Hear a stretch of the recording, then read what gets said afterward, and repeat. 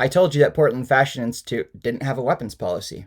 But look, here's a weapons policy. Well, let me tell you about this weapons policy.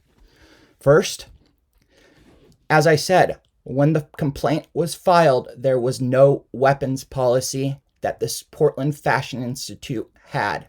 There was no rules against my knife, meaning when the complaint was filed, I was not doing anything that was breaking any school policy. Nor was I acting in any manner that would be interpreted as threatening, because on the last day of school, I had actually donated hundreds of dollars worth of fabric to the school because I wanted to help my fellow classmates and the school have success, because my friend's grandma died and she had thousands of dollars worth of fabric, and my friend gave it all to me.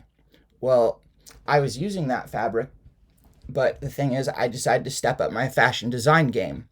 So the thing is, I'm actually an international award-winning painter. I paint abstract paintings that sell for thousands of dollars each.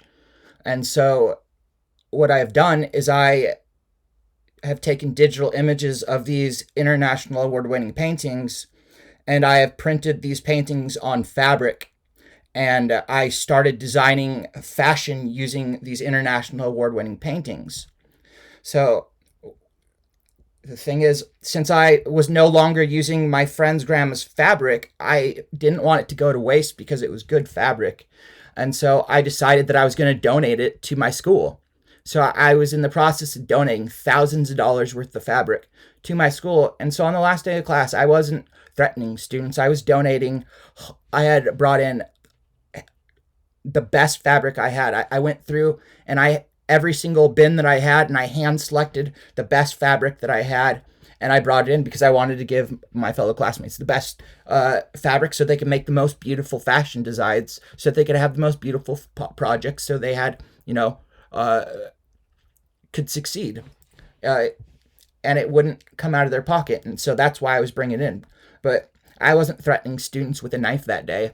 I was donating fabric to them.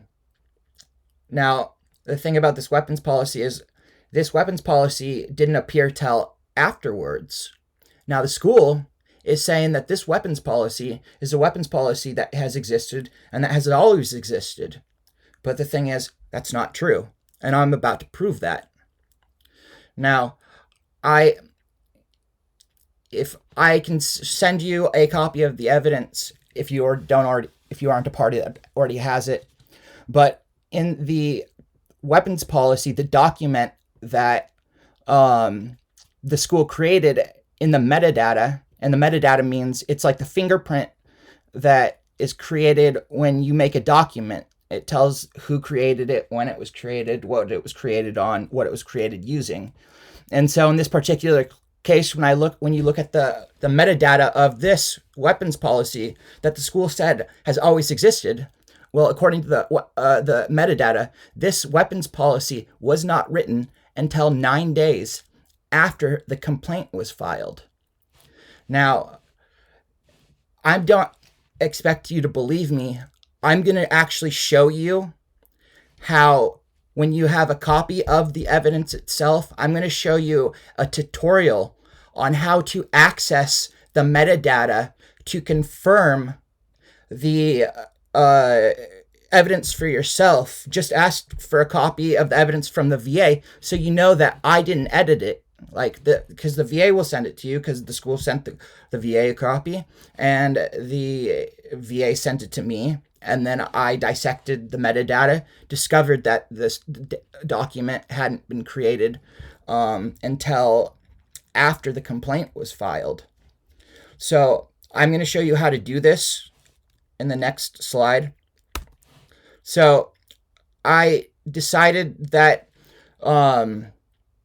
I was going to make a tutorial on how to access the metadata regardless of whether you have a MacBook computer or a Windows computer. So if you don't have a MacBook computer, I created a tutorial for you on how to access it with your Windows computer.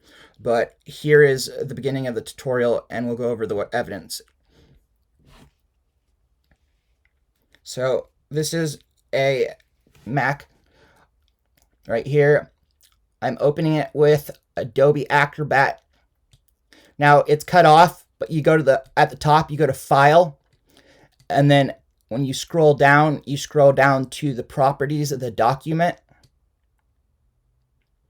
And then right here is where you see it. This is the document's title. So if you get sent a document that's anything but this, then that is not the original document, because this is the document that they sent, the name of it that they created. So right here, PFI weapons policy, author of it is Sharon Blair. So, and right there you can see it was created. The complaint was filed on September 7th, 2021. So this was created 9 days after that. So if you're using a Windows computer, I'm going to go over the same thing, but it's basically the same. So again, just go to Files, go down to Properties, and there you are, PFI weapons policy, same document, same author, same date created, and again, right here, application used to create it, Microsoft Word. So right here, we're going to look at the fashion catalog for the 2021 to 2022. This catalog does not apply to me because I was enrolled under the catalog that was previous to this. And right here, you can see that the substance abuse and weapons policy is located right here on the catalog. So this catalog does not apply to me because I was enrolled under the 2020 to 2021 catalog. This is the brand new catalog for this term. Now we're going to look at my catalog that I was enrolled under. Search the same thing, except different years. We're going to go down and we go to Portland Fashion Institute again. Scroll down to the bottom of the document, and you'll see that the substance abuse and weapons policy doesn't exist on this one. So this is the catalog that I was enrolled under. This is the catalog that I went to school under, and you can see that it has no policy for weapons. So, as I said, it's a lie. I was set up, and